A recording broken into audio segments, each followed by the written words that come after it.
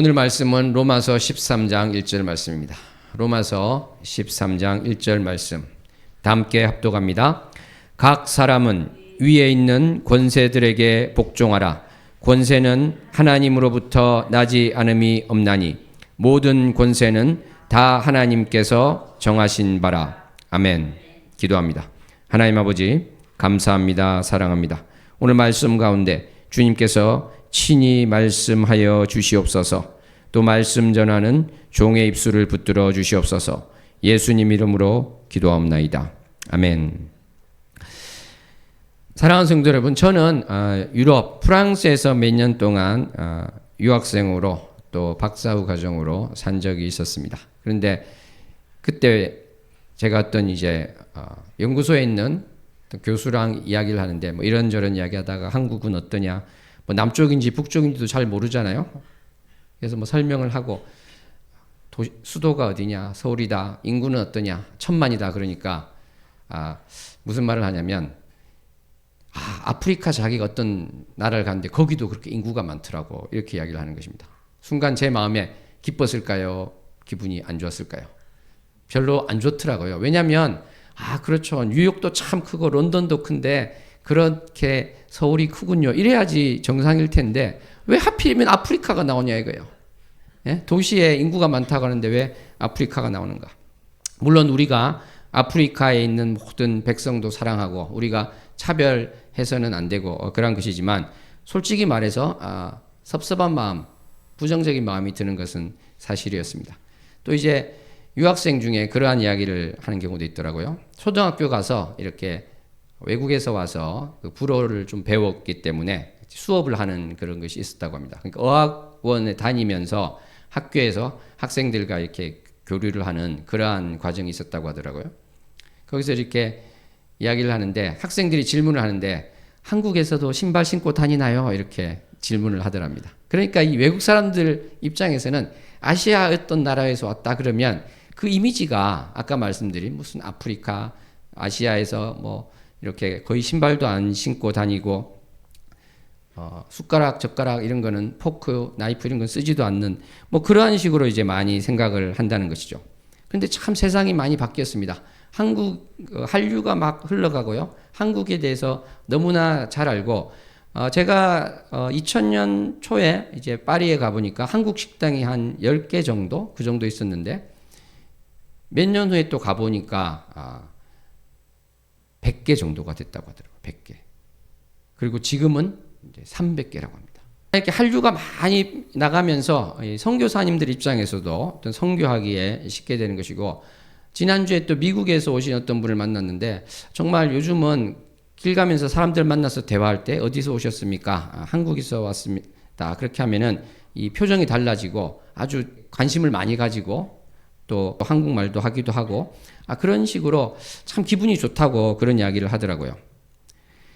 그런데 우리는 지난주를 거치면서 참으로 외신에서 일면 톱에 올랐는데 난감한 그런 내용들이 오게 됐습니다. 그렇게 되면서 또 나오는 이야기들이 뭐냐면 아시아에서는 역시 이 서구의 민주주의가 되는 나라가 일본밖에 없구나, 뭐 이런 식으로도 이야기가 되면서 정말 기분이 별로 좋지 않다, 이렇게 되고 있는데 또 이제 이런 생각을 할 수도 있을 거예요. 왜 우리가 서구를 따라야 하느냐? 꼭 서구를 따라야지 그것이 옳다고 할 수 있느냐? 여기 대해서 어떻게 생각하십니까? 크리스찬 중에도 이제 그런 말을 이제 하는 분들이 많이 나올 수 있을 것 같아요. 왜냐하면 서구를 보니까 또 동성애 문제 이런 걸 보니까 정말 이상한 곳으로 가고 있더라. 그런데 왜 서구 기준으로 해가지고 이렇게 잣대를 대서 이야기를 하는가? 어떻게 생각하십니까? 저는 이렇게 생각합니다. 서구라는 것을 볼 때 우리는 이 크리스찬으로서 무엇을 보아야 될 것인가? 2000년 동안 사실은 기독교가 있던 곳이었다, 이렇게 우리는 보았으면 좋겠습니다. 물론 지금은 아까 말씀드린 것처럼 동성애 문제라든지 또 여러 다른 문제들을 볼 때 잘못되어 있는 방향으로 가는 것은 있지만 우리가 2000년 동안 그 서구에서 기독교적인 정신으로 기독교적인 세계관으로 이루었고 또 그것이 전 세계로 또 전파되고 있는 그러한 것들을 싸그리 다 버릴 수는 없을 것이다, 저는 그렇게 생각합니다. 아기를 목욕물과 함께 버려서는 안 되겠죠. 목욕물만 버려야지 목욕통에 있는 아기까지 같이 버릴 수는 없는 것입니다. 그래서 우리나라의 이제 중립주의 소설가로 알려진 최인훈 작가는 자신의 소설에서 이런 말을 했습니다. 외국 같은 데는 기독교가 뭐니 해도 정치의 밑바닥을 흐르는 맑은 물 같은 몫을 하잖아요. 이러한 내용이 있는 것을 제가 읽은 적이 있습니다. 광장이라는 소설에서. 그러니까 이분은 뭐 기독교에 그렇게 우호적이지도 않고요. 어떻게 보면은 좀 거리가 많다고도 할 수 있지만 그래도 인정하는 게 뭐냐면 아까 말씀드린 것처럼 뭐 서로 다 비슷하게 부패해 있다고 보더라도 기독교 국가에서는 기독교가 정화하는 그러한 역할을 한다. 이렇게 인정을 했다는 것입니다. 어떻게 보면 이제 소극적인 차원이라고 할 수 있을 것인데 우리는 예수 그리스도를 전할 때 사실은 우리를 개인적으로 구원할 뿐만 아니라 온 사회에 있어서 깨끗게 하는 그러한 역할을 하는 것이고 하나님 보시기에 올바른 것을 한다. 이것을 또 함께 전할 수 있었으면 좋겠습니다. 그래서 오늘은 이러한 아까 최인훈 작가가 말한 그러한 소극적인 차원에서 말하는 것이 아니라 이 전체 세계관에서 기독교가 서구에 어떠한 영향을 미쳤고 그것이 또 우리나라에 어떻게 도입되어 있고 그것을 또 우리는 어떻게 지키는 것이 필요하고 어떠한 가치를 또 부여하는 것이 중요한가 그러한 말씀을 나눴으면 좋겠습니다.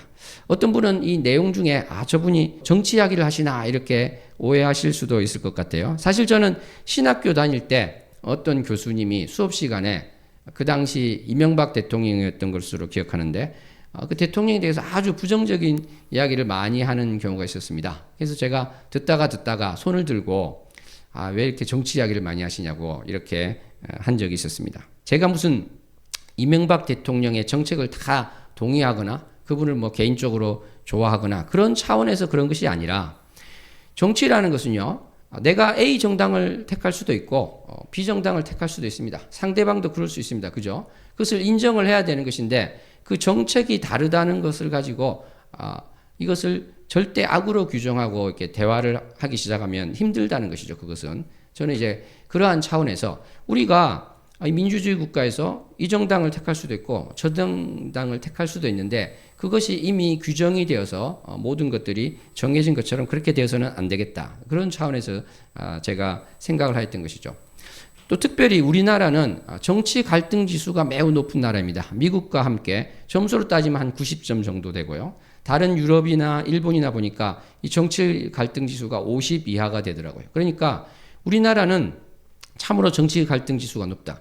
그래서 다른 여러 이유도 있겠습니다만 저는 교회에서 정치 이야기를 하지 맙시다. 자꾸 이야기한 이유가 뭐냐면 안타까운 일이지만 우리나라는 아직 정치 토론을 할 문화가 안 됩니다.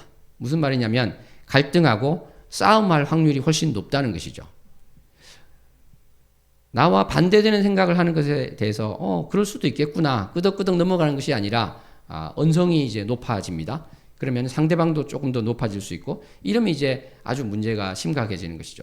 절대 이것을 상대방을 설득시키려 할 필요도 없고요. 따라오라고 할 필요도 없다. 저는 그렇게 생각합니다. 다만 이제 제가 한 가지 권면의 말씀을 드릴 수 있다면 어떠한 특정한 정당을 내가 지지한다고 해서 그 모든 것을 무턱대고 지지하기보다는 그 정책 중에서 이것은 옳고 기독교 관점에서 볼 때 이것은 기독교 관점에서 볼 때 틀릴 수 있구나. 그래서 이것은 더 맞겠구나. 이러한 생각 정도는 우리가 해야 되지 않는가 그렇게 생각합니다. 왜냐하면 내가 지지하는 그 정당이 하나님의 말씀을 그대로 하는 정당은 아니잖아요. 그렇죠? 그 지도자가 하나님도 아니고 당연히 틀릴 수 있고 맞을 수도 있다. 그것은 당연히 우리가 생각해야 될 거라고 생각합니다. 이렇게 우리는 정치 갈등이 높은 나라에서 가급적이면 이 토론을 앞으로 성숙한 단계, 10년 후가 될지 20년 후가 될지 그때로 미루고 가급적이면 하지 말자고 말씀을 드렸습니다만 우리가 이 세계관을 가질 때 어떠한 기독교적인 세계관을 가지고 나가야 될 것인가. 가장 근본적으로는 제가 무엇이라고 했습니까? 이 세상의 기준을 두지 말고 하나님 것에 기준을 두자 이렇게 말씀을 드렸습니다. 세상이라고 하는 것은 하나님께 순종하지 않는 그 모든 것을 말한다 이렇게 할 수 있겠습니다. 그런데 이렇게만 하면 너무 이제 추상적이 될 것이고, 특별히 우리 개인적인 문제뿐만 아니라 이 사회적인 문제가 되었을 때 계속 이렇게만 할 수 있을까? 내가 어떠한 기준은 있어야 되지 않을까? 이러한 생각을 할 수 있을 것 같습니다. 특별히 또 이렇게 45년 만에 큰 일이 벌어지고 보면은 더욱 그럴 수가 있을 것 같아요. 그래서 저는 오늘 말씀을 나누고자 합니다. 이것이 이제 왜 중요한가 하면은, 예를 들어서 어떤 사람이 우리나라에서 이제 여자들은 교육을 시키지 않겠습니다. 그러면 이게 세상 일이라고 해서 우리가 기도를 안 해야 됩니까? 그렇지는 않죠. 근데 실제로 이런 일이 벌어지고 있잖아요. 이슬람 국가에서는 어떤 정권이 바뀌고 그러면 여성들을 교육을 안 시키는 그런 일이 벌어지고 있지 않습니까? 하나의 예가 되는 것인데, 바깥에서 보면은 너무나도 말도 안 되는 것이지만 그 사회에서는 이럴 수도 있고 저럴 수도 있는 것이에요. 여자들을 교육시킬 수도 있고 안 할 수도 있고. 그랬을 때 그 안에 있으면 사실은 객관적으로 바라보지 못하는 그러한 것도 된다고 하는 것이죠. 아까 우리가 이 기독교적인 가치가 너무나 중요하다고 생각했는데, 사실 저는 어떤 특정한 나라를 이제 비난하고자 하지는 않는데, 우리가 잘 알고 있는 어떤 나라에서 그러한 사건이 있었다고 합니다. 가짜 분유를 먹여가지고 아이들이 뇌가 안 자라는 거예요. 뇌가 자라지 않아서 이게 다 죽어버리는 그런 일이 어떤 나라에서 벌어졌습니다. 아시아에 있는 한 나라죠. 그런데 저는 그것을 보면서 어떤 생각을 하게 됐냐면, 이러한 우리가 이제 모든 사회 악들은 어느 곳에서나 이루어질 수 있잖아요. 사람을 살인한다든지 폭행한다든지 방화한다든지 마약을 한다든지 어떤 사회에서나 이렇게 벌어질 수가 있는데, 저는 무슨 생각을 했냐면, 그러한 기사를 보면서 저 일이 과연 서구 사회에서 일어날 수 있을 것인가? 아무리 생각해봐도 일어날 확률이 0이더라고요. 제가 볼 때는. 그 가짜 분유를 먹여서 아이들이 죽어가는 그러한 일이 일어날 확률은 0이더라. 저는 서구 사회에서 그렇게 생각했습니다. 그럼 왜 그럴까? 왜 서구 사회는 아까 말한 그 나라와 이렇게 큰 차이가 나는 것일까? 저는 그 근본에 흐르는 것이 바로 기독교적인 세계관, 기독교적인 가치관이라고 생각합니다. 2000년 동안 그 나라에는 여러 우여곡절을 겪었지만 그래도 기독교적인 가치관이 도도히 흐르고 있다는 것이죠. 그래서 그러한 곳에서는 아까 말한 그런 말도 안 되는 것이 일어날 확률은 0이다. 이렇게 볼 수 있다는 것입니다. 그것은 근본적으로 무엇인가? 여러 가지 우리가 이야기를 할 수 있겠습니다만, 첫 번째로 사람을 볼 때 우리는 어떻게 봅니까? 크리스찬들은 나의 이웃, 이 옆 사람을 볼 때 가장 기본적으로 생각하는 것이 무엇이죠? 바로 하나님의 형상이라는 것입니다. 저 사람이 내가 볼 때 아무리 못마땅하고 아무리 내가 볼 때 모자라 보이고 부족해 보여도 변하지 않는 사실 하나는 무엇인가? 그 사람이 바로 하나님의 형상으로 지어진 분이라는 것입니다. 아멘. 그렇기 때문에 모두 다 하나님의 형상으로 지어졌고, 또 우리는 두 번째 무엇입니까? 지어졌다는 것은 피조물인 것이죠. 하나님 밑에 있는 우리는 하나님의 형상으로 지어져서 다 똑같습니다. 그 차이라는 것은 사실은 도토리 키재기라는 것이죠. 그러므로 우리는 각자를 존중해야 된다. 이것이 밑바닥에 흐르고 있는 생각이 될 수밖에 없는 것입니다. 그래서 사도 바울이 바로 어떻습니까? 노예에 대해서, 노예라고 하지 않고 친구라고 할 수 있었던 것, 그것이 바로 우리 기독교 저변에 흐르는 아주 놀라운 생각이다. 시대를 뛰어넘어서 그것이 되고 있는 생각이다. 이것을 알 수 있습니다. 물론 이제 안타깝게 시대를 뛰어넘어서 그렇게 되었지만 어떻게 됐죠? 사실은 노예제도가 또 도입이 되었죠. 그런데 영국 같은 경우에 보면은 하나님의 이 생각을 사실은 성경을 매일 보면서도 못 깨닫는 경우도 있는 것입니다. 그런데 성령님께서 이것을 터치하실 때, 부흥의 물결이 넘쳐날 때 드디어 사람들이 이제 깨닫게 되는 것이죠. 그래서 윌리엄 일복퍼스 같은 영국의 정치인은 이 노예제 폐지를 자신의 사명으로 알았습니다. 그래서 열심히 노력하고 정치인을 만나서 설득하고 이것을 폐지하기 위해서 아주 노력을 했죠.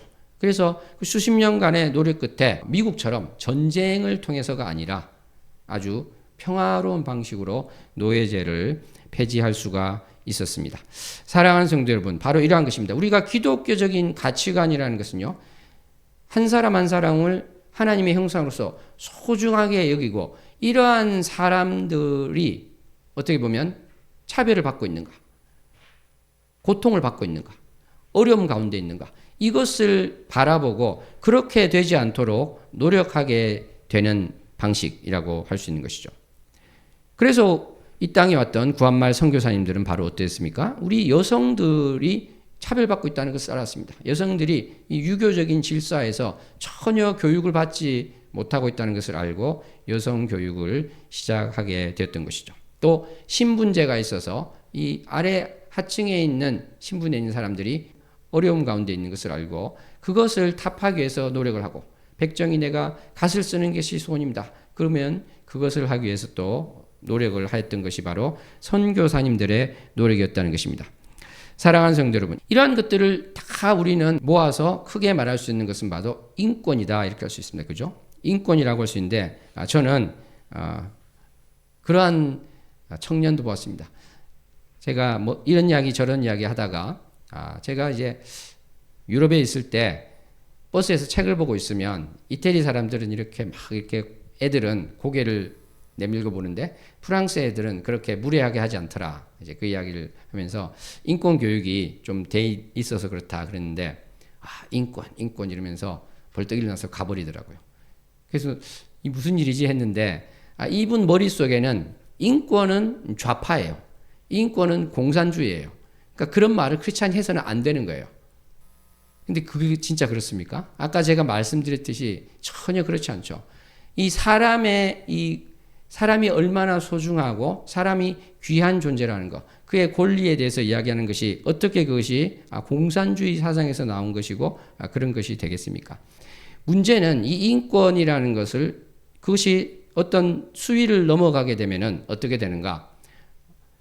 동성애는 성경에서 죄라고 말합니다. 이러한 것들에 대해서도 그 말을 하지 말라고 하게 되고, 말을 하면 체포하겠다, 이렇게 나올 수가 있던 것이죠. 그래서 우리가 사실은 이것을 반대하고 있는 것 아니겠습니까? 그래서 우리가 차별금지법이 절대 통과되어서는 안 된다. 왜냐하면 이것은 우리의 표현의 자유를 침해하기 때문에 그렇다, 이렇게 되는 것입니다. 저는 이것도 좀 바뀌었으면 좋겠다, 그렇게 생각을 합니다.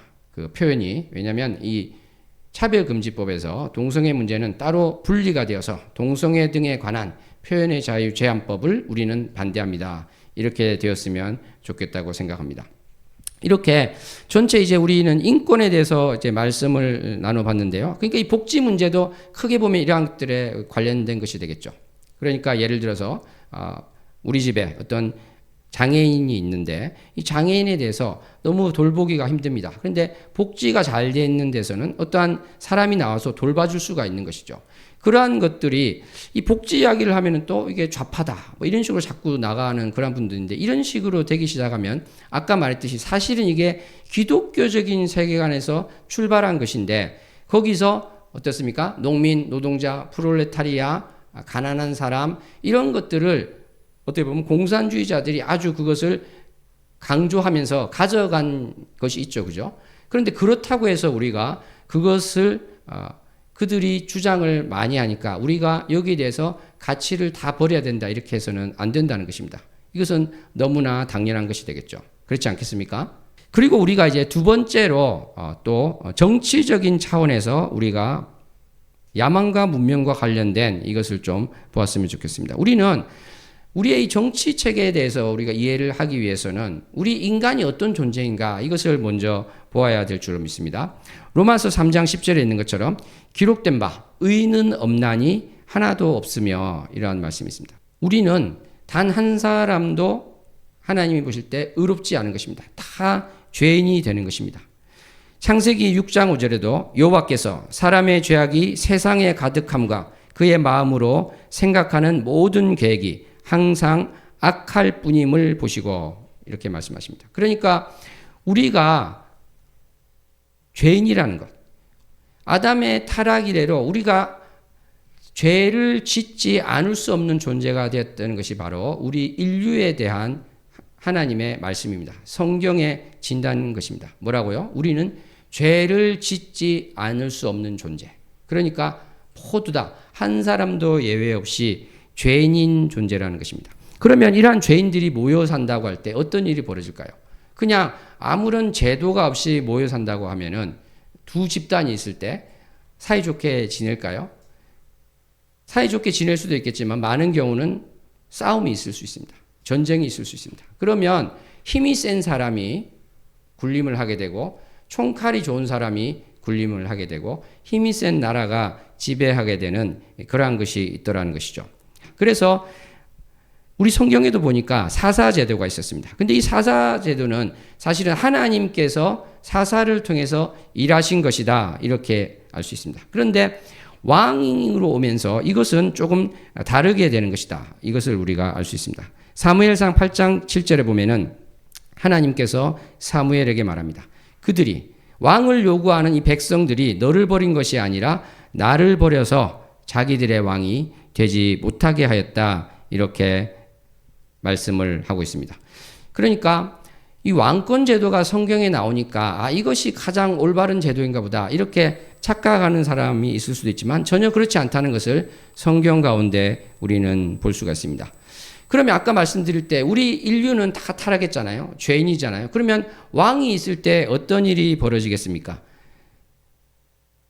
사무엘은 이미 그것을 예언을 하였습니다. 사무엘상 8장 14절에 보면 이렇게 되어 있습니다. 그가 왕이 너희 밭과 포도원과 감람문에서 제일 좋은 것을 가져다가 자기의 신하들에게 줄 것이다, 이렇게 이야기하고 있습니다. 18절에는 그날에는 너희가 택한 왕으로 말미암아 부르짖되 그날에 여호와께서 너희에게 응답하지 아니하시리라. 그러니까 자기들이 원해서 왕을 세웠는데 왕 때문에 너무 힘들게 살게 되는 것을 이야기를 하고 있다는 것이죠. 무슨 말입니까? 인간은 죄인이기 때문에 한 사람에게 힘이 집중될 때 반드시 문제가 벌어질 수밖에 없다는 것입니다. 그래서 우리가 잘 알고 있는 북한을 비롯한 이 독재 국가의 특징은 무엇입니까? 사람들을 억압하고 누르는 것이죠. 어떤 자유를 주지가 않습니다.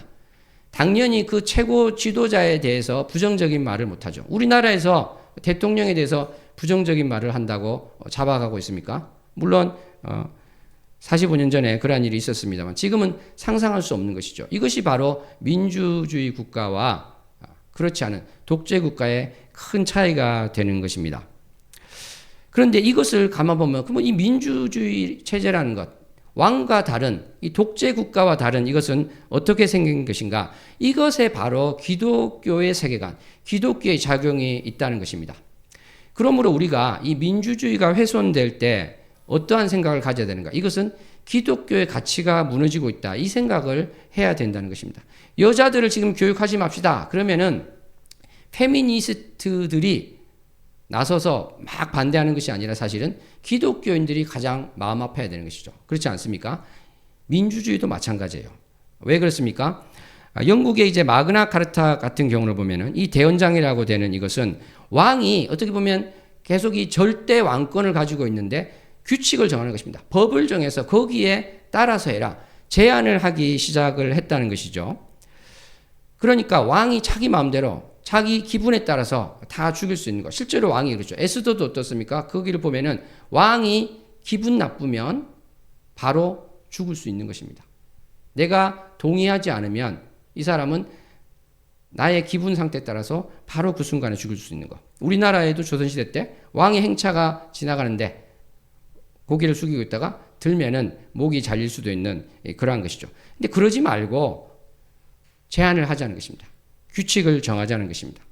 그래서 무한정하게 그 권력을 행사하는 것이 아니라 어떠한 기준을 정해서 거기에 가둬놓자는 그러한 개념이 들어가게 되는 것이죠.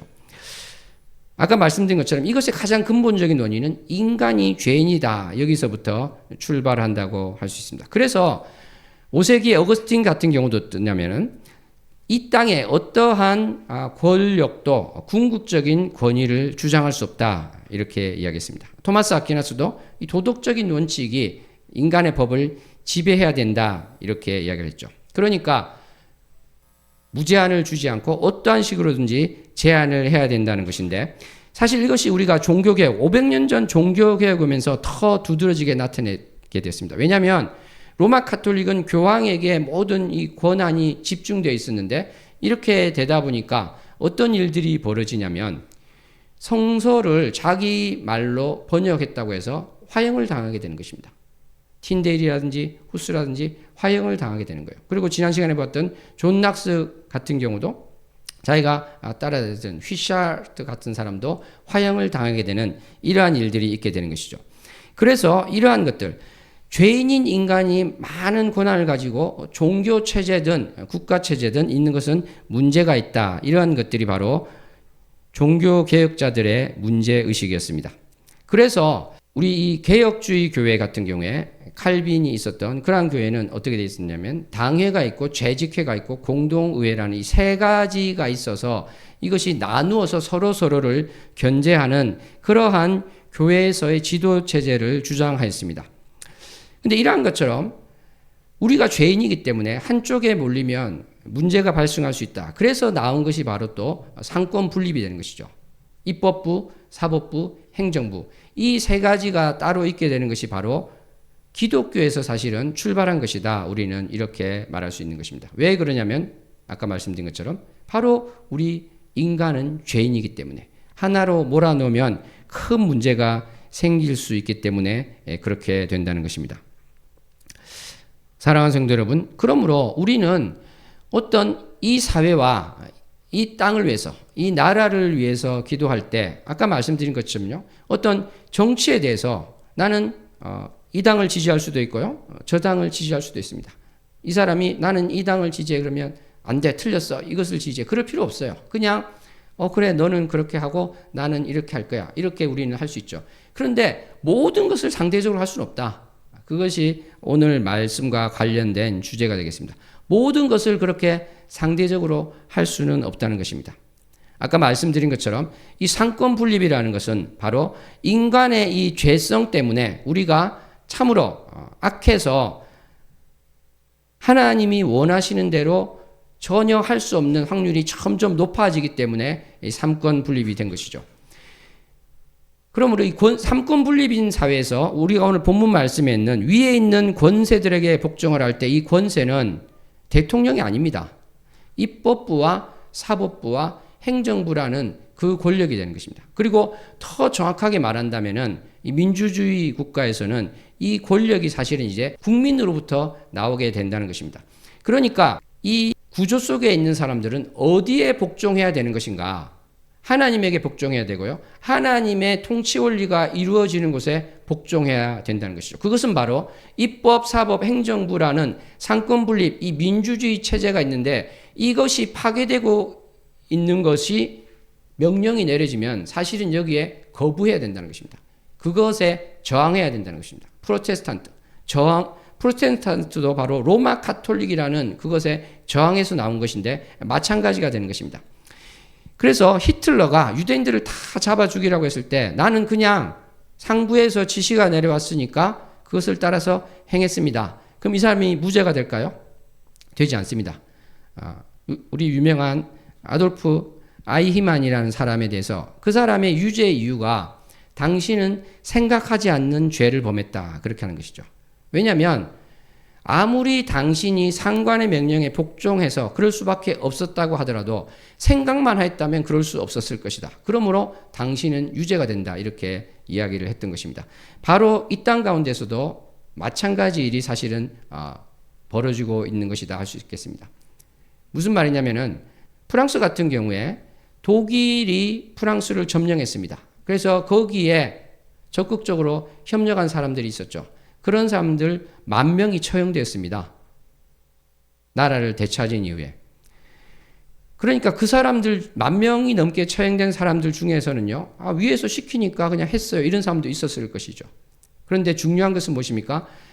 이것이 하나님 보시기에 올바른가? 올바르지 않다면 그것을 거부할 때 사실은 내가 살 수 있게 되는 것입니다. 그렇지 않을 때는 내가 멸망할 수도 있게 된다는 것이죠. 사랑하는 성도 여러분, 그러므로 우리는 누구나 자신의 정치적인 지향점을 가질 수 있고요. 어떠한 것을 선택할 수 있습니다. 그렇지만 이번 사태, 지난주에 있었던 이번 사태는 하나님께서 허락하시고 하나님께서 일하게 하시는 이 민주주의의 근간이 흔들린 사건이다. 이렇게 저는 생각을 하고 있습니다. 그러므로 우리 기독교인들은 이것을 너무 마음 아프게 생각하고 기도를 해야 된다는 것이죠. 사실 이 사회와 국가에 관련된 것에서 이 사탄이 일하고 있는 것을 보면은 너무나 교묘한 것을 저는 요즘에 느끼게 됩니다. 왜냐하면 많은 크리스찬들이 이 동성애 문제에 대해서는 굉장히 민감하게 반응하고 올바로 반응하고 있습니다. 지난번에도 모임이 있고 그랬는데 그러한 것들은 필요하죠. 왜냐하면 우리는 여기에 대해서 절대 반대한다. 그런데 한 발 떨어져서 생각하면은 그거 외에는 다른 것을 생각을 못하는 처지가 됐습니다. 아까 말씀드린 것처럼 인권이라든지 이 민주주의라는 것은요, 어떠한 좌파적인 공산주의적인 것이 아니에요. 공산주의와 가장 반대되는 게 민주주의 아닙니까? 이것이 근본적으로는 기독교적인 가치관이 아니겠습니까? 그런데 그러한 것들이 무너지는 것에 대해서 너무나 무감각하고 여기에 대해서 문제의식이 없게 된다면, 그리고 동성애 그 문제만 계속 보게 된다면 이것도 저는 사탄의 작전이 된다. 그렇게 생각을 하게 되는 것입니다. 사랑하는 성도 여러분, 우리는 좌나 우로 치우치지 않고 정말 하나님께서 원하시는 그 길로 나갈 수 있기를 소원합니다. 상대방을 판단하지 않고 당신이 당연히 그러한 의견을 가질 수 있습니다. 당신이 당연히 그러한 주장할 수 있습니다. 그렇게 하면서 나가기를 원합니다. 그럼에도 불구하고 아까 말씀드린 것처럼 무너져서는 안 되는 것이 있다. 이 대의민주주의라는 것, 우리 국민의 의견을 전달할 수 있는 이 입법부가 군인들이 와서요. 사실 그때 만약에 국회의원들이 담을 넘어가지 않고 대문으로만 가려고 했으면 어떻게 됐을까요? 또는 국회의장이, 저는 참 사실 그것이 좀 답답하기도 했는데, 직권적으로 빨리빨리 하면 되는 것을 무슨 안건이 올라오지 않았다고 한참을 기다리는데 그건 저는 지혜롭지 못했다고 생각합니다. 어쨌거나 그것이 늦어져 가지고 군인들이 문을 부수고 들어와서 해제가 안 됐으면 어떻게 됐을까요? 제가 오늘 한 말 이것 자체 사실은 별것도 아닙니다. 그죠? 제가 잡혀갈 수도 있는 거예요. 이 모임이 유지가 되지 않을 수도 있는 것입니다. 우리는 이러한 것을 일제강점기에 보았습니다. 동방유배. 예배를 할 때 일본 쪽을 향해서 절을 하고 예배를 한 그 치욕의 역사가 실제로 있었다는 것입니다. 그랬을 때 우리는 정말 하나님께서 우리에게 허락하신 이러한 것들이 훼손될 때 정말 안타까운 마음으로 하나님, 이러한 것들이 올바로 위치 지어지기를 원합니다. 이렇게 기도할 수 있었으면 좋겠습니다. 최근에 또 밝혀진 것은 그러한 것까지 있었습니다. 이 계엄 선포 열흘 전인가 북한에서 그 풍선 있죠. 그것을 날릴 때 원점을 타격하라. 그러한 지시가 있었는데 합참의장이 거부했다는 그러한 보도가 있었습니다. 이 보도가 만약에 사실이라고 할 것 같으면 정말 큰일 날 뻔하지 않았습니까? 제가 학교 다닐 때 어떤 이상한 선생님이 이러한 것을 시킨 적이 있습니다. 학생 2명이 있는데 벌을 어떻게 주냐면 나오라고 해서 상대방 뺨을 치게 하는 거예요. 처음에는 장난치듯이 살짝 치는데 이것이 강도가 점점 심해져서 나중에는 정말 너무너무 세게 때리는 거예요. 보는 학생들이 너무 힘들 정도로. 마찬가지로 이 원점 타격하라. 그렇게 되다가 몇 번 왔다 갔다 하다가 큰 전쟁이 될 수도 있는 것이죠. 이것을 합참의장이 거부했다는 것은 어떻게 보면은 자기 위치에서 지혜로운 판단을 했다. 저는 그렇게 생각합니다. 이분도 그것을 알았던 것이죠. 하나님이 주신 이 질서가 하루아침에 무너질 수 있는 위험을 상관의 명령을 복종해야 됨에도 불구하고 아까 말씀드리지 않았습니까? 올바르지 않은 것은 거부할 수 있는 것. 이것이 사실은 맞는 것이다. 이렇게 볼 수 있습니다. 사랑하는 성도 여러분, 하나님께서는 우리가 정말 하나님과 올바른 관계 속에서 나아가기를 원하십니다. 그리고 이 땅 가운데 하나님의 공의가 펼쳐지기를 원하십니다. 그것은 우리 인간의 기준으로 재단할 수는 없어요. 그죠? 내가 볼 때 이 정당이 계속 집권하지 않을 것 같지만 하나님 입장에서는 이 정당을 통하고 이 정당을 통하고 그렇게 하실 수 있는 거예요. 저는 정말 그렇게 생각하거든요. 저는 어떠한 선거 결과가 있을 때 하나님께서 이러이러해서 이렇게 하셨겠구나 받아들입니다. 어떠한 경우에도.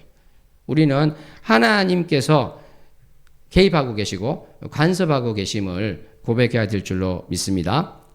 그러면서 정말 참으로 우리가 기도해야 될 것, 우리가 유지해야 될 것은 또 무엇이고, 우리가 이렇게 돼도 저렇게 돼도 문제 없는 것은 무엇인가? 이거에 대해서 기독교적인 세계관은 무엇이고 지금 여기서 흘러나오고 있는 것은 무엇인가? 이것을 우리가 계속해서 생각을 해보았으면 좋겠습니다. 그래서 앞으로 기회가 있을 경우에 좀 더 나누어서 거기에 대해서 또 말씀을 나눌 수도 있을 것 같습니다. 그러니까 기독교 세계관이 서구에서 계속해서 2000년 동안 흘러왔는데 일탈이 있었습니다. 그죠?